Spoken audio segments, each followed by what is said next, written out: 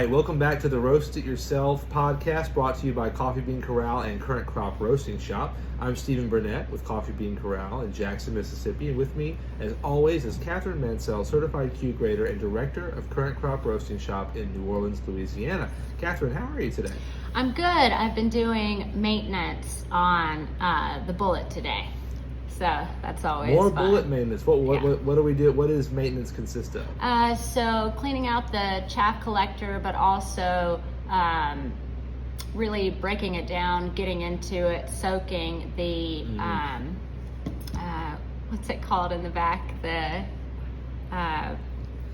basket thing? The impeller fan? The impeller fan, yes. So soaking that, cleaning out that whole area, and then the chaff basket, just really giving her a whole cleanup. I'm going to be roasting most of the day tomorrow, so just want to get her all ready to go. How about you? I see. All prepped up. Yeah, we're just we're down one person at Coffee Bean Corral due to a stomach bug. Yeah. So we're all trying not to get it and still serve everybody as well as we possibly can. So we're all just like, what was that? What sound did you just make? You know, that kind of thing. So Sure. The weather changing and those fears. Right. Well, each week, it's when we're not dodging viruses or cleaning out machines, we sit down for about 10 minutes to field questions from home coffee roasters and professionals alike about roasting, tasting, and most importantly, enjoying coffee. You can send your questions to questions@riypod.com. That's questions@riypod.com, plural questions. So we encourage more than one. Yes. To get a nice shout out from us in an upcoming episode, and of course to get your question answered. Today we've got a question from a listener, Charlie, who is a potential roaster, and I'll let him explain that, who writes, thinking about getting into roasting, but really curious about this. When brewing coffee, we typically wait multiple days after a roast date to give the beans time to degas, etc. When a roaster has new beans they're working with, do they sample roast a tiny amount, wait a few days to taste, and then do it again over and over and over again until they find the right roast profile? Seems like it could take weeks to get the right profile before roasting a large batch. Thanks, Charlie. Well, Charlie, thanks very much for the question, and very insightful question. Catherine, you have something to say about this? Sure. Well, again, thanks, Charlie, for your question. But you're right, it can take a long time to really nail a profile before you start roasting in larger batches. And I reached out to a local coffee roaster in New Orleans. His name's Michael Matthews at Alinea Coffee Roasting, because he roasts in a lot of competitions. And I was curious about this question too, so I thought, when you go to a competition, are you roasting, waiting a few days, tasting? How long is this competition, you know? But I asked him, and this is what he said, and I quote, "In a competition setting where the coffee is tasted, scored, and judged within 24 to 48 hours, I always roast more aggressively with heat and faster in time to get the bean structure broken down a little bit more to release gas quicker." So there are ways to do it, ways to roast where you can taste the coffee quicker, but without being in a competition setting, sometimes, depending on the bean, you can go through multiple batches, different roast levels, lengthening and shortening up all of those roasting phases to nail down your profile. So yes, it can take a while, especially if you're about to really start pumping out coffee for a cafe or a restaurant. You really want to take your time and get that profile right, and have it all noted, so the next time you come back to it, you know where to go. And then you're still going to do a couple of practice batches. So coffee roasting is an art, it's a science, but it also requires a little bit of dedication.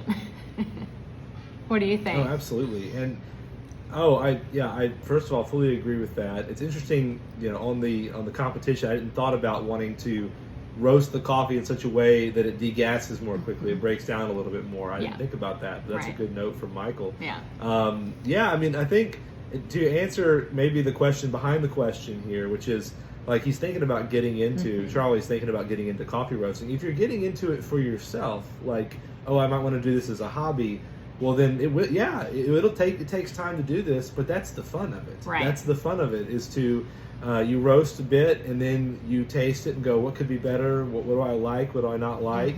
You're exploring the world of coffee. I mean, Coffee Bean Corral is 140 different coffee beans, give or take, and Current Crop's got about half of that. And that's a ton of coffee out there. So there are so many variables to play with as you learn coffee roasting that, some people do think that they can get a coffee roasting machine and get good beans, and they're just going to immediately, from the first batch, it's going to be the perfect cup of coffee they always want, and they're going to reproduce that ad infinitum, right? Yeah.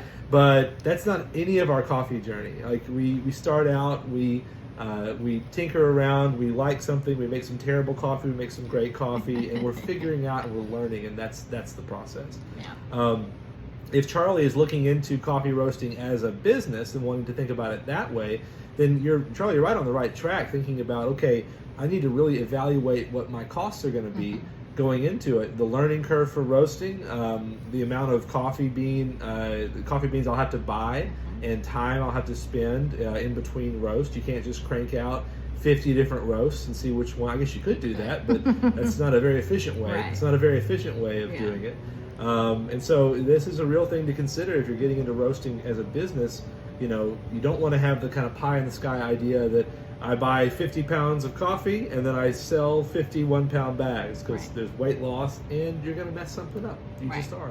Yeah. So I think this is a good question to ask, but it takes a long time to perfect a roast, and it takes a long time to become a proficient roaster. As well. I mean, that any individual coffee that you play with, that assumes you've got roasting skill, and you know what you're doing, and you know what to tweak and when to tweak it, and what the machine will do. You know the machine very well. So before we start perfecting one coffee bean, we have to be skilled in coffee roasting in general, and with the machine that we're using to roast it. So there's a lot that goes into it, but that's the fun, man. So come aboard. The water is great in here with us coffee roasters. Yeah. So and practice you're makes definitely invited. Practice makes perfect. The more that you work on it, the more that you are tasting your roast, you're documenting all your roasts. That's the first step to learning everything that you're doing, is full documentation. And I know we probably said this before on the podcast, but I know that I have roasted coffee without taking any notes whatsoever, and then went to cup that coffee, and it was fantastic. And then I thought I should do that again. It's the worst. That's the worst. Worst. I took no notes. I didn't do anything. And if you have ever been to Current Crop, you'll see my wall in the classroom, and it's full of writings. I have to write everything down. So when I don't write something down and then I go to do it again, I'm just drawing a blank most of the time. So keeping notes is, and continuously tasting your coffee, practice. It comes with time.